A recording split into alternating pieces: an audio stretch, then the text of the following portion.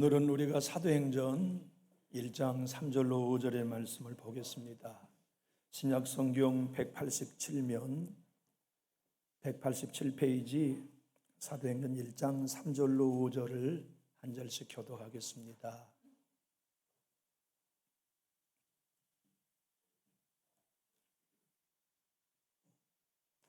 신약성경 187면 사도행전 1장 3절을 제가 먼저 받들겠습니다. 그가 고난받으신 후에 또한 그들에게 확실한 많은 증거로 친히 살아계심을 나타내사 40일 동안 그들에게 보이시며 하나님의 나라의 일을 말씀하시니라.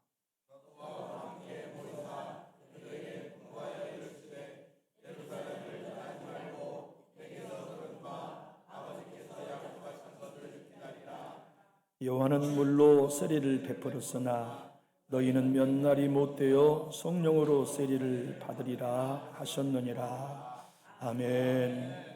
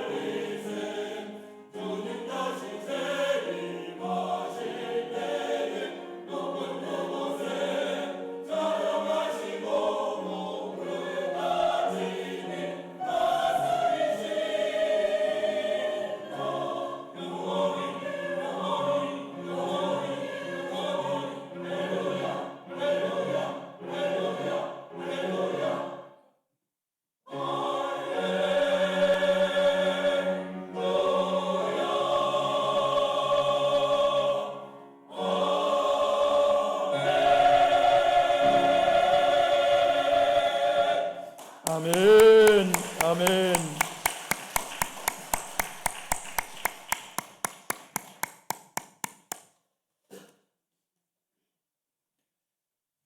이 성가대의 찬양이면 오늘 우리 주님 다시 사심이 충분히 경배된 것 같아요. 지금 제 마음은 성가대 찬양을 한 번 더 했으면 좋겠는데 제가 설교를 좀 줄일게요. 이 찬양이 오늘 예배의 전부잖아요. 그렇게 한번 부탁해도 될까요? 우리 박수로 한번 성가대 한번 더 맞이합시다.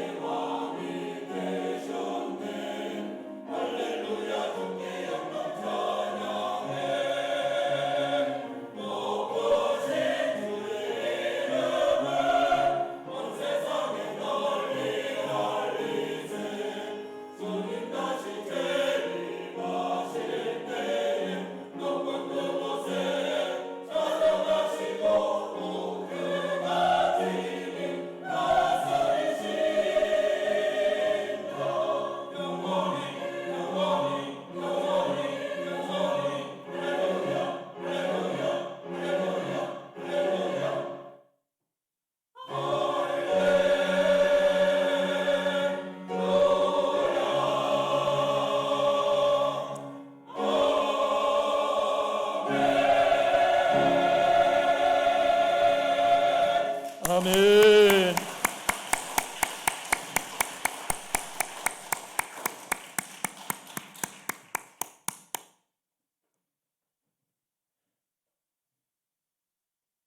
도망자가 되어버렸어요. 배신자들이 되어버렸죠.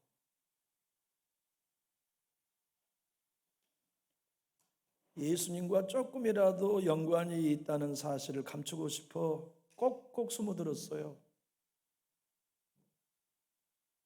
절대 예수를 부인하지 않겠다고 하는 굳은 맹세는 종이 조각처럼 찢어졌죠.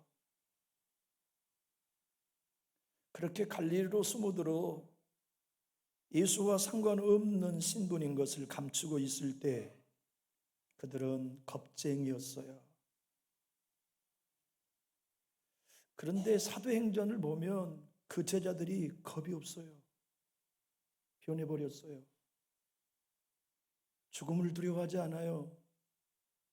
사람들의 비난과 핍박도 아랑곳하지 않아요.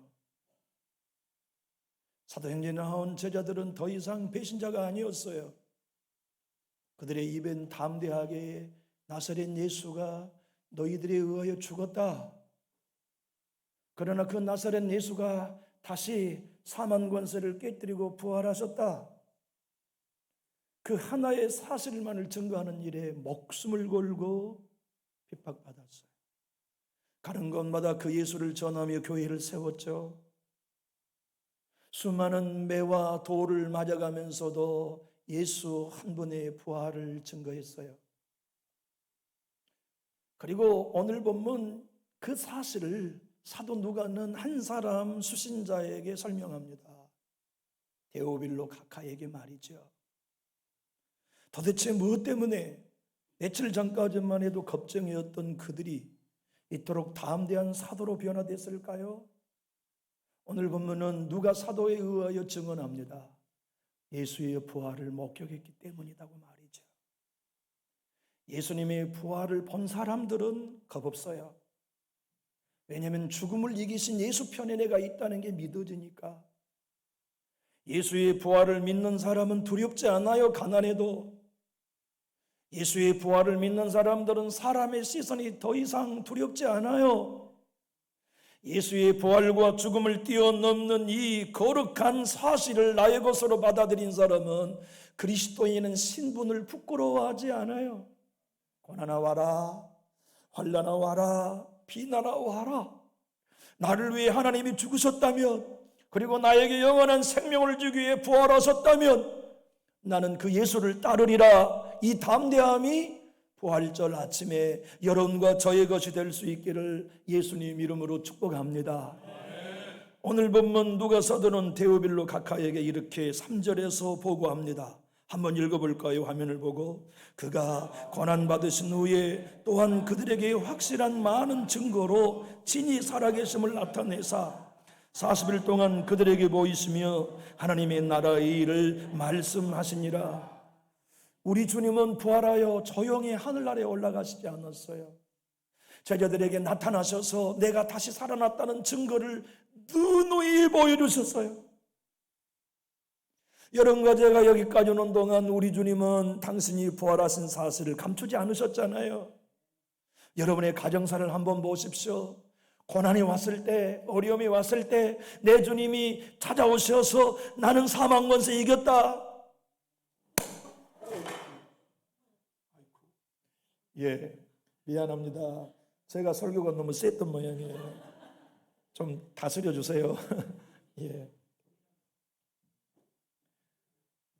아니 우리 성도님들이 말이죠. 이 오늘 부활절을 너무 크게 행복하게 보내고 싶다고요. 기백만 원을 기부들 해주셨어요. 십시일반 모으셔가지고. 그래서 이틀 동안 우리 전사님하고 김지연 집사님, 이 젊은 성도님들이 이렇게 꽃꽂이를 이쁘게 하셨는데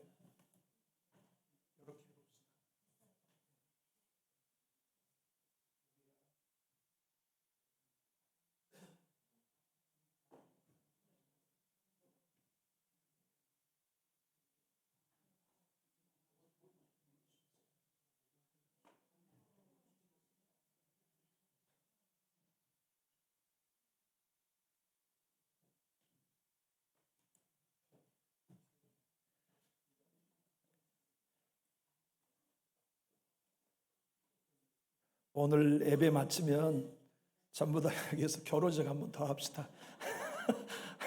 오늘 이렇게 아름다운 강단을 아마 전 세계 우리 교회가 제일일 것 같아요. 감사합니다. 두 분도 기술자시구만요. 감사합니다. 가만히 생각해 보면 저의 목회에 우리 주님이 부활하여서 얼마나 많이 찾아오셨는지 몰라요. 그래서 힘내라, 끝까지 가자, 마지막 심판의 때의 승리자가 되라고 격려해 주신 말씀이 얼마나 많았는지 몰라요. 여러분들에게도 그랬잖아요.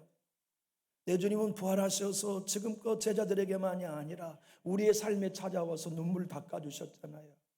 좌절하고 실망될 때 꿈속에 찾아와 용기 주셨잖아요. 더 이상 믿음의 길을 가고 싶지 않고 포기하고 싶을 때 설교자를 통하여 용기 주셨잖아요. 믿음의 형제자매를 통하여 우리의 소망을 다시 일으켜 주시고요. 누가 사도가 오늘 데오빌로 가카에게 편지를 써서 얘기합니다. 가카, 나 거짓말한 거 아닙니다. 내가 직접 눈으로 봤습니다. 나사렛 예수는 십자가에 죽었다 끝난 게 아닙니다. 무덤에서 다시 살아났습니다. 그리고 40일 동안 내가 함께 먹고 함께 잤습니다.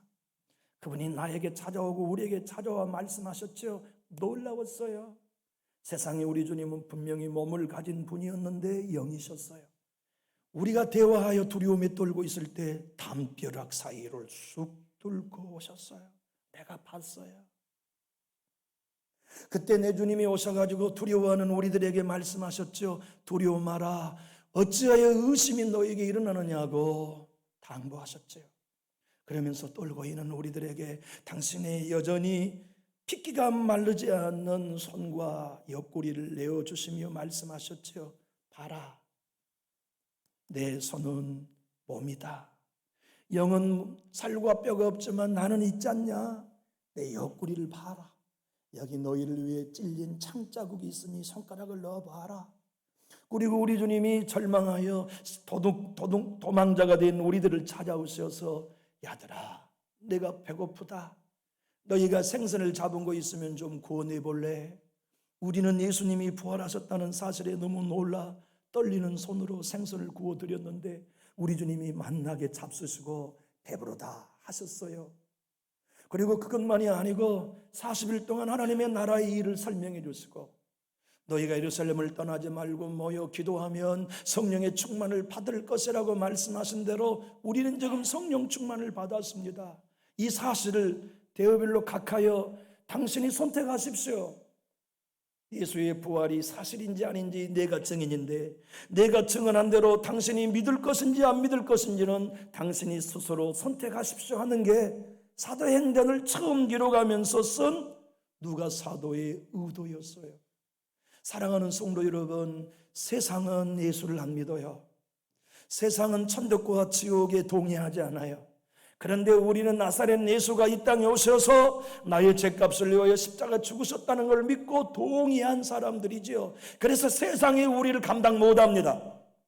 우리는 세상에 속해 있지 않아요. 우리는 땅에 있지만 하늘에 속해 있기 때문에 나사렛 예수님이 사망 권세를 깨뜨리시고 부활의 첫 열매가 되셨고 그를 믿는 나도 죽어도 살고 영원히 죽지 않는 생명이 부활로 나의 것이 되었다는 걸 믿기에 우리는 고난 속에서도 찬송하며 하루하루를 살아갈 수 있죠. 사랑하는 교우 여러분, 주님이 오늘 살아계셔서 여기 여러분과 함께 계심을 믿으시기를 축복합니다. 우리의 눈물을 닦으시고 우리의 모든 낙심과 좌절을 일으켜 세우시기 위하여 주님은 부활하여 지금 여러분 곁에 앉아 계십니다. 여러분을 품에 안고 계십니다. 그리고 우리 교회와 함께 일하시기 위해 재산 끝날까지 이 교회를 떠나지 않고 동행하고 계십니다.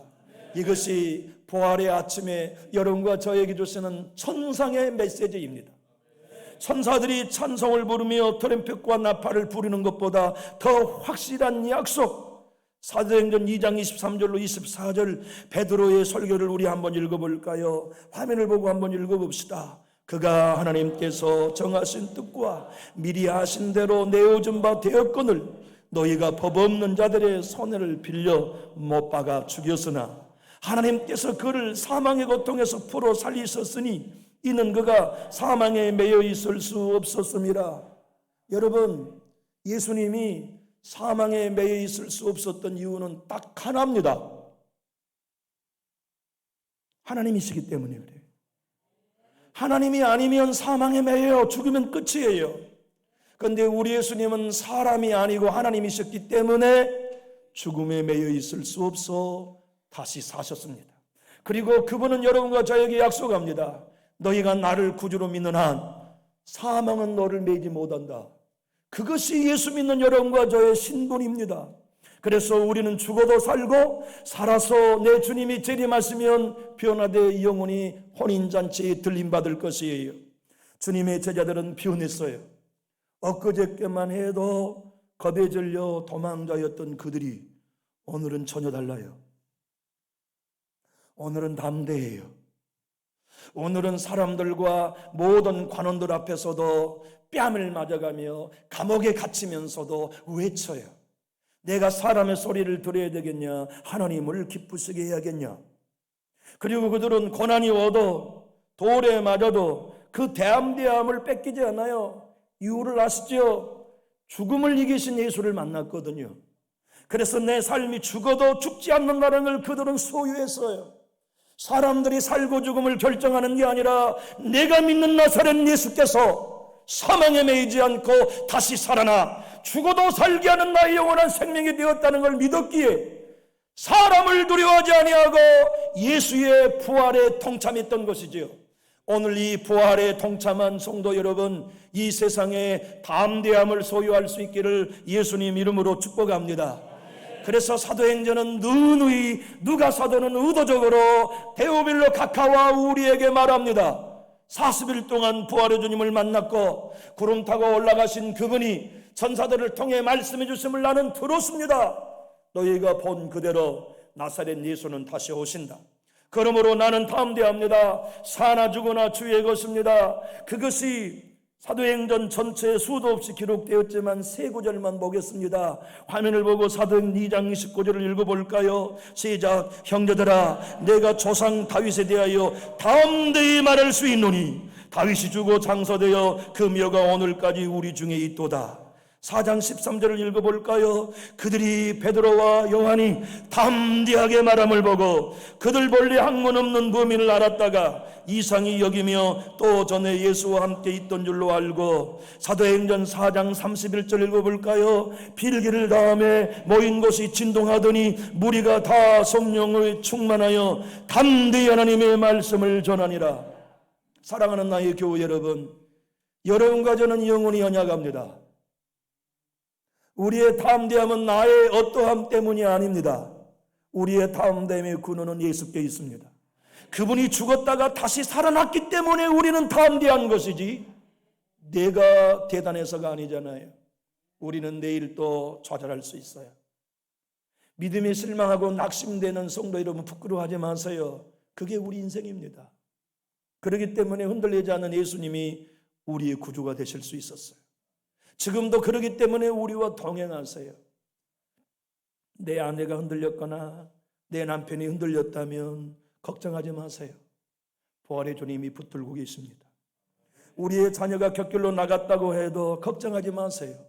사망 권세를 깨뜨리신 주님이 여러분의 딸과 아들을 붙들고 계시고 손주들을 붙들고 계십니다. 누가 기독교가 기독교라고 합니까? 어떤 놈이 기독교는 별 볼 일 없는 것이라고 말합니까? 기독교는 결코 우스갯거리가 아닙니다. 왠지 아세요? 이 세상의 모든 사람을 묶고 있는 사망을 해결한 예수 그리스도의 종교가 기독교이기 때문입니다. 여러분과 제가 세상의 운신의 복이 그리스도인의 신분이 드러나면 좀 불편하죠. 직장에서나 사람들 사이에 나는 교회 다니는 사람이라는 게 드러나면 많은 것이 불편할 수 있어요. 그렇다 할지라도 사망을 해결받는 그리스도인이 된 것이 어찌 숨길 일입니까? 어찌 그 일이 부끄러운 일이겠어요? 에스디 고든은 그의 책에서 이렇게 말합니다. 어떤 사람들은 자기 힘으로 구원받아 보려고 애를 쓰는 사람들을 봅니다. 그러나 내가 아무리 성경을 훑어보아도 구원은 나사렛 예수 그리스도가 십자가에 죽었다가 3일 만에 부활했다는 말씀 외에는 구원을 줄 수 없습니다. 사랑하는 교우 여러분, 흔들리고 연약해도 괜찮아요. 다만 우리의 마음과 입술 속에 나사렛 예수 그리스도께서 나를 위해 죽었다가 나를 영원한 생명을 주시기 위해 부활하신 것을 믿으신다면 여러분의 구원은 안전합니다. 오늘 이 믿음이 여러분의 것이 되었다면 부활절에 큰 소리로 아멘 할까요? 사도 바울은 고린도 교회와 우리에게 15장 12절로 13절에 화면을 통해 우리에게 외치고 있습니다. 한번 큰 소리로 읽어봅시다. 그리스도께서 죽은 자 가운데서 다시 살아나셨다 전파되었거늘 너희 중에 어떤 사람들은 어찌하여 죽은 자 가운데서 부활이 없다 하느냐. 만일 죽은 자의 부활이 없으면 그리스도도 다시 살아나지 못하셨으리라. 그리스도가 살아나셨다는 얘기는 믿는 자는 죽어도 다시 산다는 얘기입니다. 우리는 안 죽어요. 우리는 안 죽습니다. 우리는 영원히 사망의 생명으로 옮겼습니다. 다시 말씀합니다. 우리는 죽는 것이 죽는 거 아닙니다. 잠든 거예요. 내 주님의 나팔 소리가 울릴 때 다 살아납니다. 그때 우리는 생명의 부활로 사망에 매이지 않고 천국에서 눈뜨게 될 거예요. 골로새서 1장 13절과 14절은 여러분과 제가 어떤 사람인지 그리스도인의 신분이 얼마나 귀한지 이렇게 기록하고 있습니다. 한번 읽어봅시다. 그가 우리를 흑암의 권세에서 건져내사 그의 사랑의 아들의 나라로 옮기셨으니 그 아들 안에서 우리가 속량고 죄 사함을 얻었도다. 한번 따라하시죠. 나는 이미 아들의 나라에 있습니다. 여러분 이거 믿으시기를 예수님 이름으로 축복합니다. 그래서 우리는 죽음을 두려워하지 않는 이상한 사람들이에요. 우리는 사망을 두려워하지 않고 죽음까지도 내 주님께 맡기며 십자가 질 수 있는 신비한 사람들이지요. 그래서 세상이 이해 못하는 존재예요. 세상이 감당 못한 사람이 예수 믿는 사람이에요. 우리는 죽음을 해결받은 사람들이기 때문이지요. 벨리스 총독 그가 데오빌로 각하였을 거라고들 학자들은 말합니다. 저도 동의합니다. 사도 베드로가 사도 바울이 고난 중에 벨렉스 총독 앞에서 예수를 전했잖아요. 기독교의 전의 역사 가운데 이 데오빌로 각하가 누군지는 모르지만 학자들은 아마도 그 벨릭스 총독이었을 거라고 동의합니다. 제가 그 학자들의 얘기에 동의합니다. 그런데 말이죠. 누가복음을 그가 먼저 읽었잖아요. 오늘 보면 1장 1절은 먼저 본 글이란 말은 누가복음을 두고 이런 말이에요. 그래서 누가복음과 사도행전은 한 사람을 전도하기 위해 쓰여진 편지였어요. 무엇을 증거하기 위해서요? 당신을 위해 예수님이 죽으셨습니다. 당신에게 영원한 생명을 주기 위해 예수가 다시 사셨습니다는 복음을 데오빌로 각하에게 증거하기 위해였죠. 그는 그 두 편의 편지를 읽고 결정했어야 했어요. 내가 이 예수를 믿을 것인가 버릴 것인가. 내가 이가 전한 복음을 나의 생명으로 받아들일 것인가 거부할 것인가. 감사하게도 그는 받아들였어요. 역사는 증명합니다. 그가 나중 목사가 되었어요. 그리고 안디옥 교회 감독이 되었죠. 도미티안이라는 그 악랄한 황제가 통치하던 AD 96년에 그는 순교했습니다. 나를 위해 죽으신 예수를 위해 나도 죽는다. 여러분의 가정을 보십시오. 걱정거리 많죠. 우리 자신을 보아도 한심한 모습 적잖아요. 우리의 자녀들을 보아도 눈물 흘려 기도하지 않을 수 없는 제목이 너무 많아요. 우리 서로의 진면목을 보면 실망스러운 건 너무 많죠. 그런데 괜찮아요. 왜냐하면 우리 때문에 우리의 믿음이 지켜지는 게 아니고 죽었다가 다시 사신 예수님이 우리의 믿음을 지키고 계시기 때문이죠. 여러분의 가정, 여러분이 간수하여서 여기까지 온 거 아닙니다. 삼원권세 이기신 주님이 여기까지 붙들어 주셨고 우리 교회 우리가 지켜온 거 아닙니다. 삼원권세 이기신 예수께서 우리 교회를 붙들어 오셨으니 앞으로도 우리는 승리할 거예요. 고린도전서의 말씀을 통하여 우리 15장 19절 20절 화면을 보고 읽어볼까요? 시작. 만일 그리스도 안에서 우리가 바라는 것이 다만 이 세상의 삶뿐이면 모든 사람 가운데 우리가 더욱 불쌍한 자이리라. 그러나 이제 그리스도께서 죽은 자 가운데서 다시 살아나사 잠자는 자들의 첫 열매가 되셨도다. 한번 따라하시죠. 내가 죽어도 나는 잠자는 것이다. 잠자는 사람을 누가 걱정합니까? 때가 되면 일어나는데. 그리스도 안에 여러분과 저는 부활의 아침에 믿어야 될 것, 우리는 안 죽어요. 우리는 사망의 생명으로 옮겼어요. 우리는 죽어도 잠들 뿐이기 때문에 내 주님이 재림하신 날 생명의 부활로 일어납니다. 자녀를 먼저 보낸 성도가 계십니까? 손주를 먼저 보낸 성도가 계십니까? 슬픔을 이기십시오. 그리고 그 모든 자손들이 부활의 때에 여러분의 품에 달려와 안길 걸 믿을 수 있기를 이 아침 축복합니다. 여러분, 골로새서 4장 13절을 보면 히에라폴리스라는 도시가 나와요. 그 도시는 이름의 뜻이 신성한 도시란 뜻이에요. 그 도시는 오늘날 어디냐면 터키에, 아마 성지순례를 가보신 분들은 너무나 온천수가 잘 나오는 아름다운 경관이 있는 곳 파묵갈레를 가보셨을 거예요. 그 파묵갈레가 히에라폴리스였어요. 그런데 사람들은요, 죽을 때 그 신성한 곳에 묻히기를 원했어요. 부자일수록. 전 유럽에 있는 사람들이 죽을 때 그 신성한 도시 파묵갈레에 묻히기를 원해요. 수만 구의 시신들이 묻혔고 수만 구의 관들이 있었죠. 2000년의 역사가 흐르는 동안 도둑들은 그 관들을 뒤집어서 행여라도 진주가 있을까 봐, 값이 나갈 만한 것이 있을까 봐 뒤집고 엎어서 지금도 많은 석관들이 흩어져 있지만 거기에 비석이 하나가 있대요. 2000년에 기록된 비석 하나요. 화면을 보고 우리 한번 읽어볼까요? 시작. 나 어제 너와 같았으나 너 내일 나와 같으리라. 이보다 더 인생의 유한함을, 인생의 끝을 경각심으로 일으킬 만한 문구 어디 있을까요?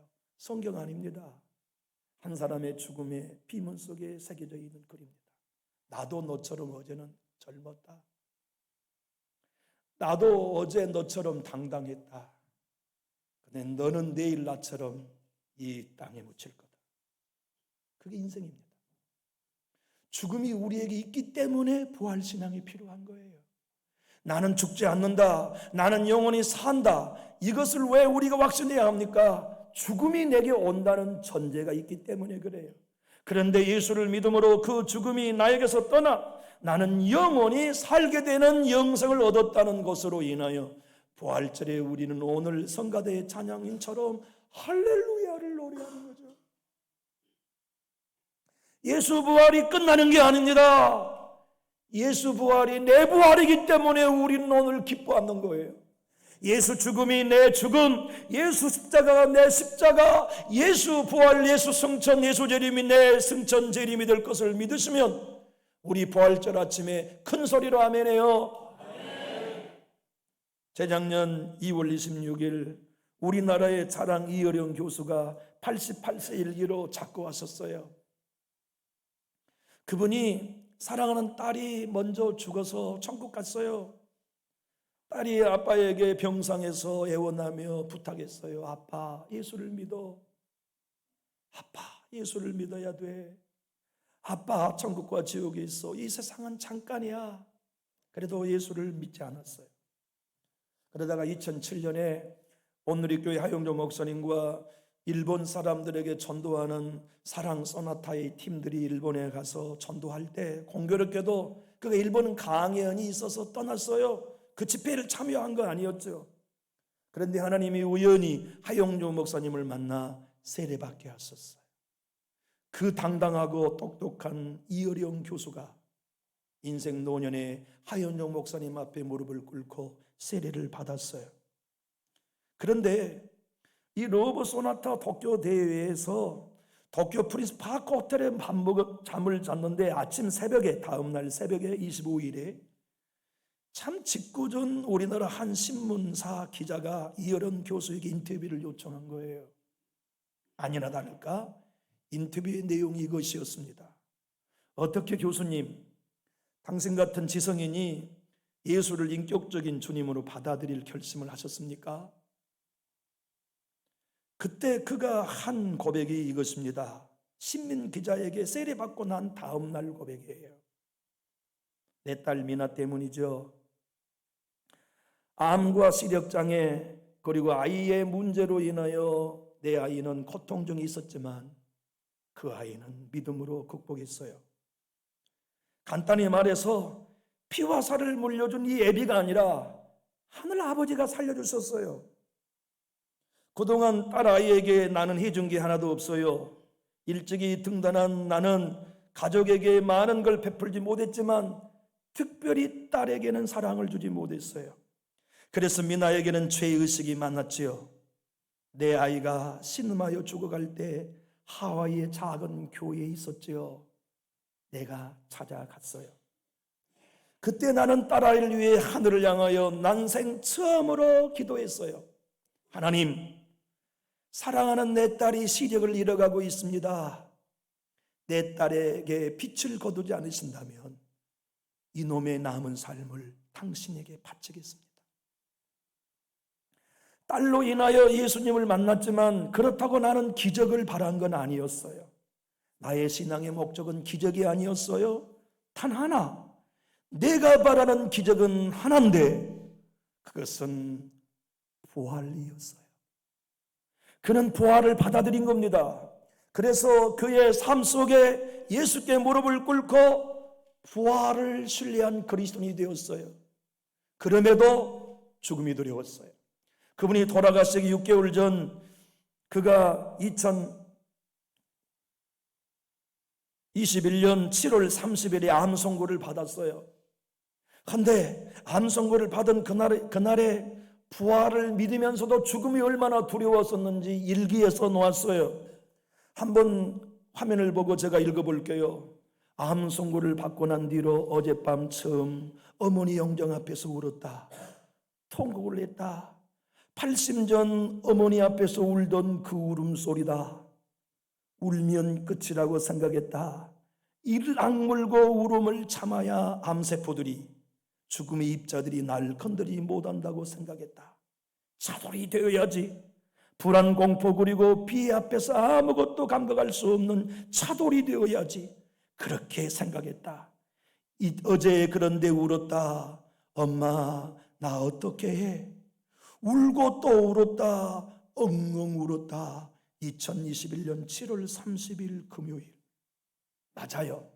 죽음은 누구에게라도 두려움이지만 예수의 부활을 믿는 사람들에게는 그 죽음은 해결된 겁니다. 그래서 그도 마지막 운명할 때 부활을 믿고 천국에 입성할 수 있었지요. 나의 사랑하는 성도 여러분, 부활절 아침에 우리도 같은 믿음을 고백합시다. 한번 따라할까요? 예수님이 사망 권세를 깨뜨리신 한 나는 죽지 않습니다.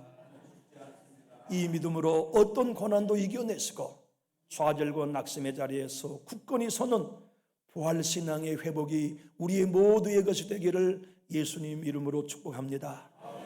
기도하겠습니다.